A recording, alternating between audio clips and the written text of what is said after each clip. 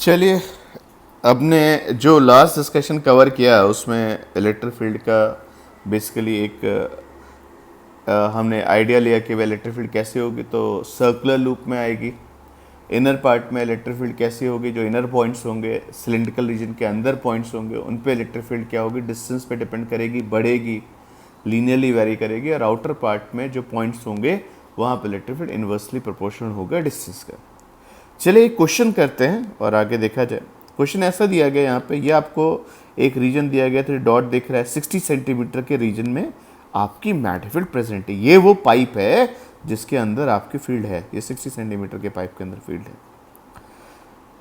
Magnetic field कितनी दी गई है आपको यहाँ पर, से magnetic field as a function of time मान लीजिए, है ना। अगर मैग्नेटिक फील्ड है यहाँ पर और मैं मान लेता हूँ डिक्रीज कर रही है ना, मैग्नेटिक फील्ड है और डिक्रीज कर रही है, तो उसके मैग्नेटिक फील्ड के सराउंडिंग में तुमने देखो एक लाइन एक रिंग रखी है। रिंग उससे डबल रेडियस की है, 120 सेंटीमीटर की। ये रिंग यूनिफॉर्मली चार्ज है 6 माइक्रोकूलम से। तो क्या ये इलेक्ट्रिक जो रिंग रखी है इस पर क्या इसके छोटे छोटे एलिमेंट पे कुछ फोर्स आएगा? No doubt time varying magnetic field है, मैग्नेटिक फील्ड डिक्रीज कर रही है, तो आपके यहाँ पे कुछ ना कुछ इस पे फोर्स आएगा। ये फोर्स किधर लगेगा वो देखना है। तो आपसे क्वेश्चन पूछा गया था, find the torque acting on the charge ring as shown figure. ये जो रिंग बनाई है इस पे फोर्स कितना आएगा, टॉर्क पूछा गया बेसिकली। तो आप अच्छे से देखो भाई, कॉन्सेप्ट ये आया कि भाई आपने बनाई थी एक फील्ड अंदर 60 की, ये दिख रही है, डन। इसके चारों तरफ आपने एक एक रिंग रखी जो कि चार्ज है, ओके। ये आपके पास एक रिंग और आ गई, इसको अगर देखें तो भाई कंसेंट्रिक है दोनों, भाई ऐसे बनाना है। ये जो रीजन था आपके पास, इसके अंदर मैग्नेटिक फील्ड प्रेजेंट है ना। इसकी रेडियस आपको बता दी कि कितनी है, 60 सेंटीमीटर। अब मैं आपसे पूछूं, कुछ नहीं तो क्या यहाँ पे अगर आपकी मैग्नेटिक फील्ड कैसी दी गई थी, डॉट फील्ड थी, कैसी थी, डॉट फील्ड थी और कम होती जा रही हो, तो ज़रा मुझे बताना क्या होना है। डॉट फील्ड, अब एक एक करके बोलो सर। यहाँ पे जो डॉट फील्ड है सर वो डिक्रीजिंग है, तो इस रीजन से पास करने वाला डॉट फ्लक्स कैसा है बच्चे, डिक्रीजिंग है। डॉट फ्लक्स डिक्रीज कर रहा है तो कहेगा सर जितना डॉट फ्लक्स था उतना कम हो रहा है, तो अब मुझे खुद वैसे फ्लक्स जो अपनी तरफ से जो उसकी सेल्फ उसकी मैग्नेटिक फील्ड आनी चाहिए, जो उसका फील्ड होना चाहिए वो भी कैसा होना चाहिए, डॉट होना चाहिए। डॉट फील्ड कब आ सकती है, जब आप बोलोगे सर ये जो आपने लूप लिया है भाई बाहर, यहाँ पे आपकी इस लूप में चार्ज पार्टिकल्स चलने लगे ऐसे। जब ये ऐसे चलेंगे तो ये चार्ज पार्टिकल जब घूमेंगे तो पक्की बात क्या होगा सर, फिर उस केस में आपकी एक करंट आ जाएगी, ये करंट दिखेगी ऐसे आएगी। ये करंट ऐसी होगी तो मैग्नेटिक फील्ड आउटवर्ड होगा, तो सर करंट होगा। मैंने आपको थोड़ी देर पहले बताया था कि जो डायरेक्शन करंट की आप सोच पाते हो वही आपके इलेक्ट्रिक फील्ड इंड्यूस किया आगे।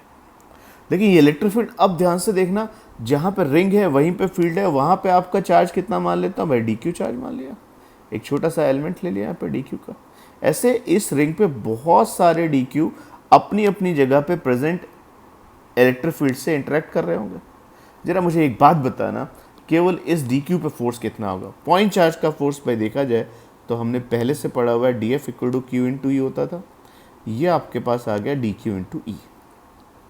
तो ये जितने भी एलिमेंट होंगे सब पे अलॉन्ग टेंजेंट आपका फोर्स आ गया। अब आप एक बार सोचो, इसको स्टीयरिंग व्हील की तरह सोचो। स्टीयरिंग व्हील पे अगर मैं टेंजेंशियल ऐसे दो फोर्स लगाऊंगा तो क्या वो रोटेट करने की कोशिश नहीं करेगा? तो ये सारे जो एलिमेंट्स होंगे, क्या ये DF अकेला ही क्या सेंटर के बाद कुछ डॉक देगा? टॉर्क की वैल्यू बच्चे क्या होती थी, तो DF इंटू परपेंडिकुलर डिस्टेंस। ये परपेंडिकुलर डिस्टेंस जो आपके पास आई बेटा यहाँ पर, वो देखी जाए तो ये आपके पास लेट से मैं मान लेता हूँ कैपिटल R जैसा लिख दो यहाँ पर, है ना, लिख दो ऐसा। तो DF की परपेंडिकुलर डिस्टेंस कितनी होगी, DF इंटू R।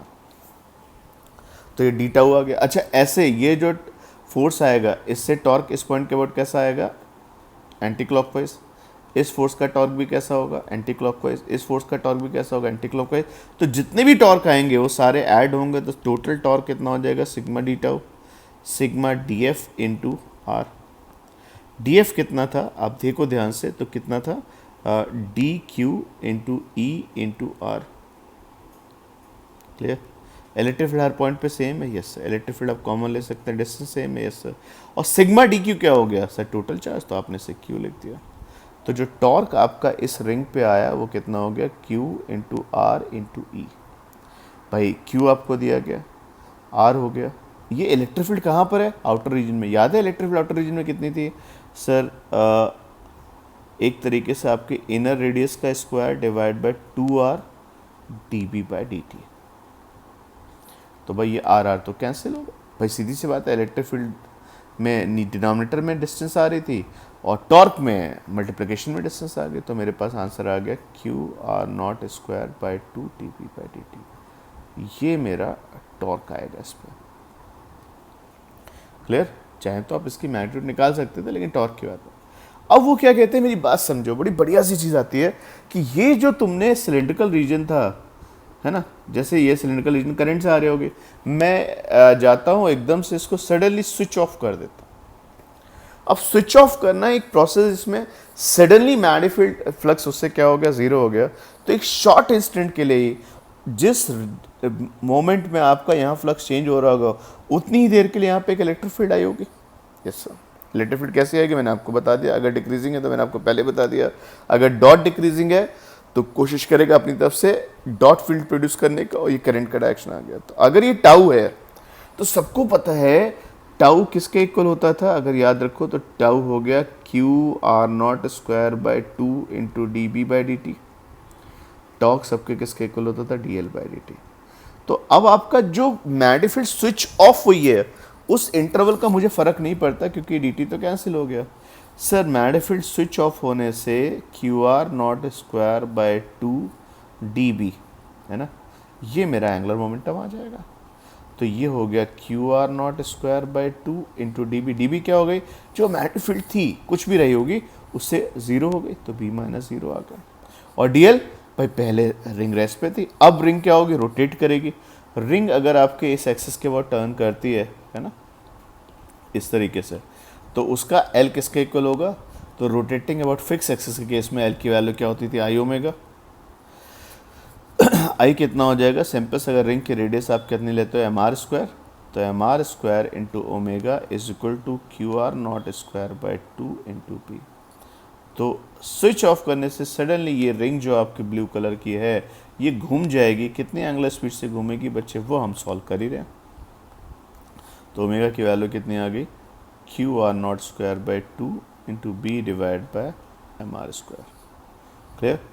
तो एक बार हम लोग ओमेगा देखें कितना आएगा अगर सॉल्व करें। सर चार्ज आपको दिया गया था रिंग पे कितना है?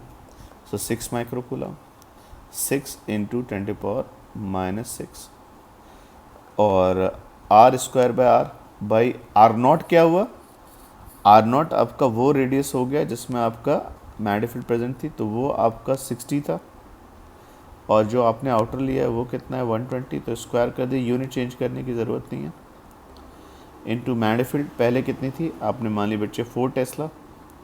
तो 4 टेस्ला से 0 हो गए, तो मैग्नेटिक फील्ड यहाँ पे 4 आ गया, divide by m are square. Ring का मास आपको दिया गया, और एम, आर स्क्वायर तो ऑलरेडी आप यूज़ ही कर चुके हैं ना। तो एम, रिंग का मास आपको कितना दिया गया था? 200 ग्राम था शायद, है ना। तो उसको चाहो तो 0.2 kg लिख दो। तो मेरी एंगुलर स्पीड बच्चे कितने आ गए? 6 इंटू 10⁻⁻⁶। ठीक, 60 डिवाइड बाई 121/2 का होल स्क्वायर। ये से 4 कैंसिल हो गया, डिवाइड बाय ऊपर यहाँ पे 4 आ गया, डिनोमिनेटर 4 आ गया, और एक 0.2 और आ गया।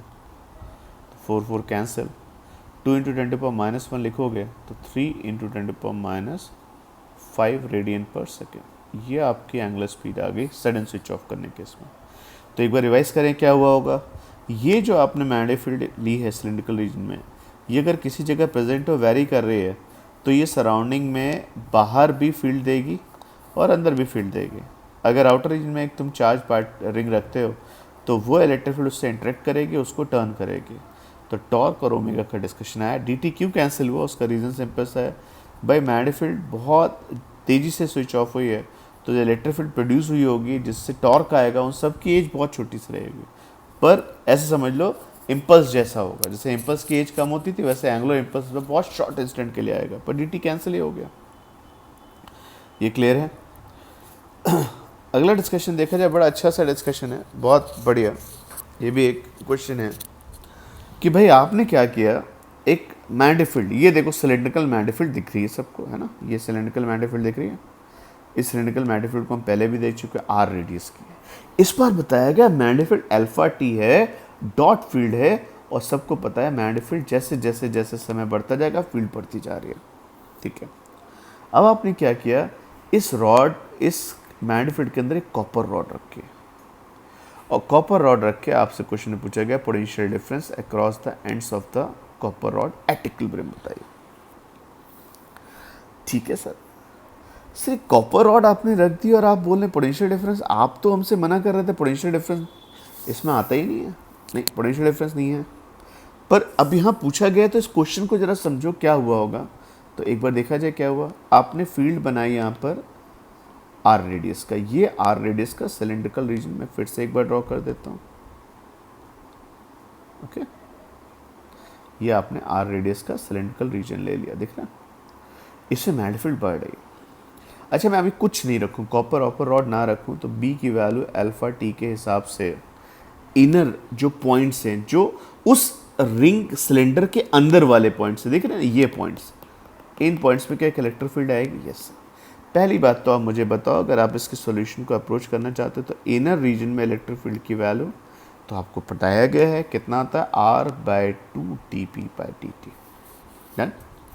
अब r/2 क्या होता है, सेंटर से डिस्टेंस, और dp/dt, b को डिफरेंशिएट करोगे तो अल्फा आ गया। तो इलेक्ट्रिक फील्ड कैसी होगी, r/2 अल्फा। ध्यान से देखना, इलेक्ट्रिक फील्ड r/2 अल्फा का मतलब ये नहीं कि फिक्स है, ये r डिस्टेंस पे होगी और जैसे से बाहर बढ़ोगे ग्रो करेगी, अलॉन्ग टेंजेंट होगी। इसका मतलब अगर मैं पूछूं सर क्या इसके अंदर बहुत सारे, ये एक मैं बनाऊं यहाँ पर, अगर देखो अच्छे से, ये बनाया यहाँ पर, ये सिलेंडर, यहाँ ये इलेक्ट्रिक फील्ड लाइन होगी ना, दिख रही है, इलेक्ट्रिक फील्ड लाइन होगी, इसमें इलेक्ट्रिक फील्ड पूछे कितनी होगी, तो सर सिंपल सी r/2 अल्फा होगी। डिस्टेंस पे डिपेंड करेगा, जितना तुम सेंटर से दूर जाओगे उतनी इलेक्ट्रिक फील्ड बढ़ती जाएगी। और किधर होगी, तो भाई देखो एक बात पक्की, जब डॉट बढ़ रहा है, देखो कहानी सुनो, डॉट बढ़ता जा रहा है तो कहेगा भाई मुझे ऐसी अंदर की तरफ फील्ड चाहिए, तो करंट ऐसी होनी चाहिए। जैसे ही आप करंट सोच पाते हो वैसे ही आपकी यहाँ पे इलेक्ट्रिक फील्ड आती थी, इलेक्ट्रिक फील्ड लाइन आ गई। इलेक्ट्रिक फील्ड होगी किस डायरेक्शन में, लॉन्ग टेंजेंट, और सेंटर से कितने डिस्टेंस पे, r डिस्टेंस पे कितनी होगी, r/2 अल्फा।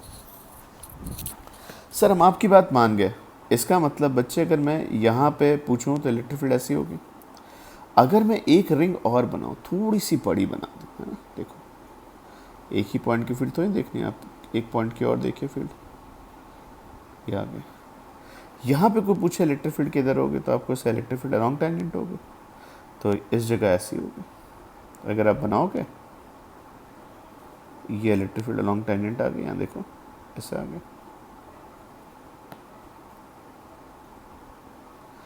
तो अगर मैं पूछूं यहाँ पे कैसे होगी अलॉन्ग टेंजेंट, यहाँ पे कैसे होगी, तो आप बोलोगे अलॉन्ग टेंजेंट, ये इलेक्ट्रिक फील्ड आ गई बच्चे, इस तरीके से, डन।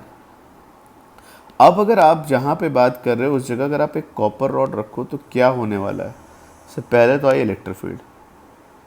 अब मुझे एक बात बताना, इलेक्ट्रिक फील्ड अगर ऐसी आई होगी, दिख रहा है, तो इस इलेक्ट्रिक फील्ड ने इसके अंदर पड़े हुए इलेक्ट्रॉन्स को क्या किया होगा, सर इलेक्ट्रॉन्स को सर उसने किधर पुश किया होगा, जरा ध्यान से देखो, सर इलेक्ट्रिक फील्ड इधर, तो इलेक्ट्रॉन पे फोर्स इधर आएगा, सर इस वाले इलेक्ट्रॉन पे फोर्स इधर आएगा। तो सही इलेक्ट्रॉन्स पे अगर तुम देखोगे, इस पे इलेक्ट्रॉन से फोर्स इधर आएगा, इस इलेक्ट्रॉन पे इधर आएगा, पर ये तो कैंसिल हो जाएगा, ये इधर आएगा। तो इलेक्ट्रॉन्स क्या होंगे, धीरे धीरे बच्चे माइग्रेट करके आ जाएंगे इस एंड पे। तो ये जो तुम्हारा राइट वाला एंड है ना, ये राइट वाला एंड बच्चे कैसा हो जाएगा, नेगेटिव, इस पे कुछ माइनस चार्ज आ जाएगा। और ये वाला एंड कैसा हो जाएगा, पॉजिटिव। उल्टा सोच सकते थे, अगर अंदर चार्ज कैरियर प्लस होते तो इधर माइग्रेट कर जाते, प्लस होते तो फोर्स इधर लगता, इधर माइग्रेट कर जाता। तो अभी क्या हुआ कि जब आपने यहाँ पे कॉपर की रॉड रखी, तो उसमें क्या हो गया, चार्ज इधर उधर रिडिस्ट्रीब्यूट हो गया, तो एक प्लस आ गया, एक माइनस आ गया। तो मेरा कहना है कि क्या आपको लगता है यहाँ पे जो अंदर वाले पॉइंट्स हैं वहाँ पे इलेक्ट्रिक फील्ड आपकी ज़ीरो हो गई। सर इक्विलिब्रियम की बात आप कुछ कह रहे थे, ज़रा उसको समझाइए क्या हुआ। तो मेरी बात समझो अच्छे से, ये फिर से बनाओ एक बार, ये आपके पास आ गए। आपने क्या किया था, सेंटर से r/2 डिस्टेंस पे, है ना, ये ठीक से नहीं लिखा है, ये r/2 डिस्टेंस पे आपने एक रॉड रखी थी, तो भाई आप बना दीजिए, क्या दिक्कत है। ये रॉड बेटा आपने बनाई, यहाँ पे दिख रहा है रॉड सेंटर से कितने डिस्टेंस पे, r/2 डिस्टेंस पे।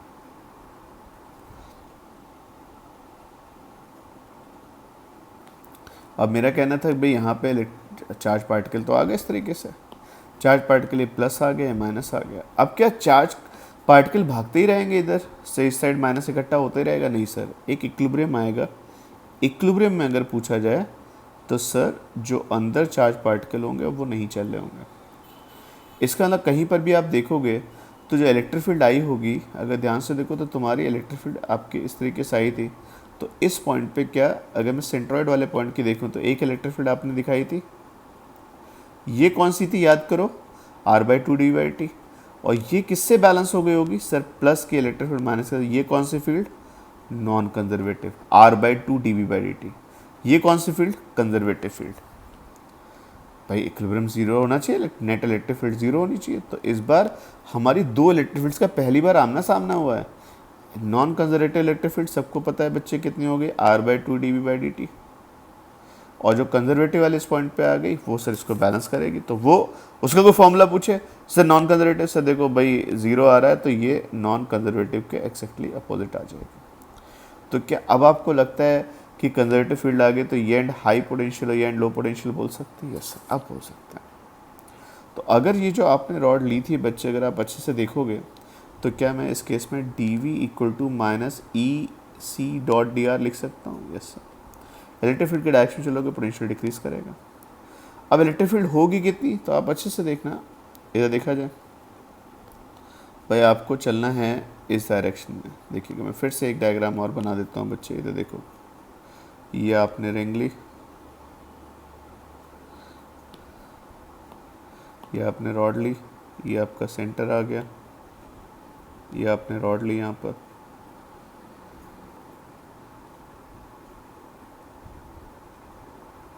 ठीक। अब आपसे पूछा जाए यहाँ पे नॉन कंजर्वेटिव इलेक्ट्रिक फील्ड किधर थी, सर आपने बताया नॉन कंजर्वेटिव इलेक्ट्रिक फील्ड आपके पास थी इस डायरेक्शन में, क्लियर। और ये आपके इलेक्ट्रिक फील्ड इस साइड आ गए। तो मैं अगर पूछूं बच्चे यहाँ पे इलेक्ट्रिक फील्ड कितनी होगी, तो आप बोल दोगे सिंपल, अगर ये r/2 था तो यहाँ इलेक्ट्रिक फील्ड हो जाएगी r/2 dv/dt। यहाँ पे इलेक्ट्रिक फील्ड कैसे होगी सर, ये जो नॉन कंजर्वेटिव वाली आती है बेटा वो किधर आती है आपकी, आपको बताया था ना इस साइड आती है, तो कंजर्वेटिव वाली इलेक्ट्रिक फील्ड आपकी उसको अपोज करेगी, तो ऐसे आ गई।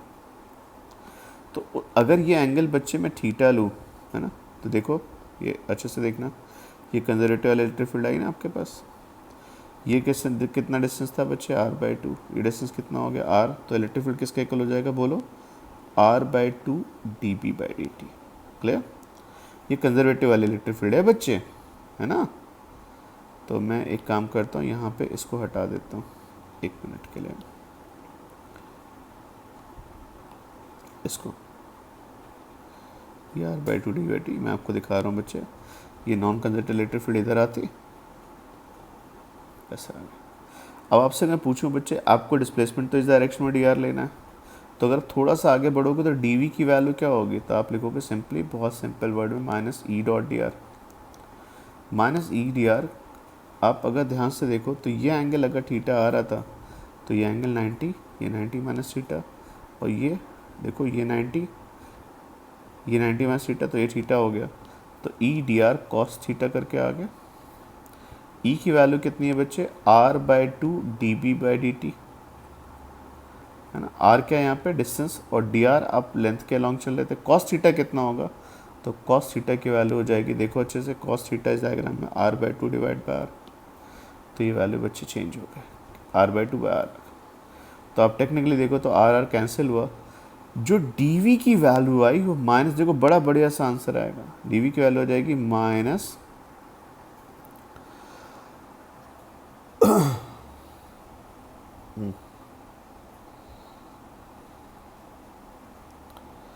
r/2 db/dt और r/2। तो ये बच्चे आपसे पूछे तो इलेक्ट्रिक फील्ड की वैल्यू कितनी हो जाएगी आपके यहाँ पे अगर सॉल्व करोगे तो -r/4 dB/dt dr। ओके, ये क्लियर है। dB/dt सबको पता था अल्फा आ रहा था, तो -r/4 अल्फा आ गया dr के साथ dV। अगर आप एक एंड से दूसरे एंड पे जाओगे तो आपको इंटीग्रेशन करना पड़ेगा। इंटीग्रेशन करोगे तो बच्चे इंटीग्रेशन जाएगा कहाँ से कहाँ तक, तो भाई आप लेंथ के लॉन्ग चल रहे थे, ऐसे जा रहे थे ना, डिस्प्लेसमेंट dr तो आपका ऐसे था ना, तो आपको अगर इंटीग्रेट करना था बच्चे तो आप बोलोगे सर यहाँ से r/4 अल्फ़ा कॉमन ले लीजिए और पूरी लेंथ कितनी आ जाएगी l। तो ये आपका potential difference across the end of the rod आ गया। माइनस का मतलब क्या है, इस डायरेक्शन चलते जाओगे तो पोटेंशियल डिक्रीज कर रहा होगा। क्लियर, तो -r/4 alpha into L.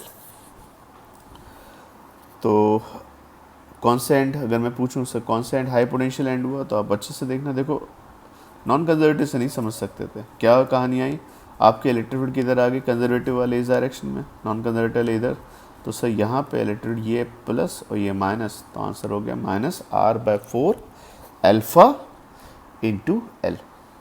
Done, clear.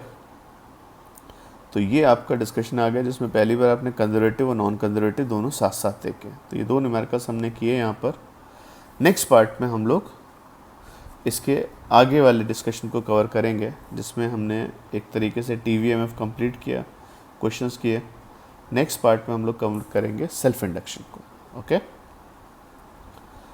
अगर कभी ये सवाल आ जाए बच्चे, मान लो जैसे यही सवाल था, आपने इसी सवाल को थोड़ा सा इसका एक्सटेंशन सोचो, ये आपने यहाँ पे लिया, आप अगर बच्चे मान लो अंदर जैसे आपने एक रॉड रखी थी, वैसे r/2 रेडियस पे, समझना अच्छे से, आप पूरा एक ट्रायंगल ले लेते, ऐसे लेते, तो अगर पूरा एक ट्रायंगल लेते कितने डिस्टेंस पे, r/2 के रेडियस पे, तो उसमें को पूछते EMF कितना आएगा।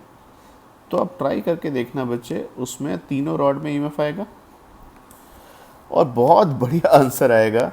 किसे, ये जो ट्रायंगल बनाया होगा इसमें टोटल EMF जो आएगा, जो आप तीनों रॉड का ऐड करोगे, है ना, तीनों रॉड का ऐड करोगे ना, तो तीनों रॉड का जो EMF आएगा, इसका, इसमें एक पोटेंशियल डिफरेंस, इसमें एक पोटेंशियल डिफरेंस, इसमें पोटेंशियल डिफरेंस, वो जोड़ोगे तो आपको आंसर प्रॉपर आपका वही मिलेगा जो d∅/dt से आता। क्लियर, तो टोटल इसमें अगर पूछा जाए तो देखो थोड़ा सा रुक के बोलना पड़ता है, पोटेंशियल डिफरेंस जो होता है वो नॉन कंजर्वेटिव में नहीं है, पर तभी बोल पाओगे जब आपकी रॉड कैसे होगी, कंडक्टिंग। तो कुछ इसमें आ जाएगा पोटेंशियल ड्रॉप, कुछ इसमें आ जाएगा पोटेंशियल ड्रॉप, कुछ इसमें आ जाएगा पोटेंशियल ड्रॉप, तीनों का पोटेंशियल ड्रॉप अगर 3v लिखोगे तो आप सॉल्व करके देखिएगा वो rate of change of flux के इक्वली आएगा। ओके।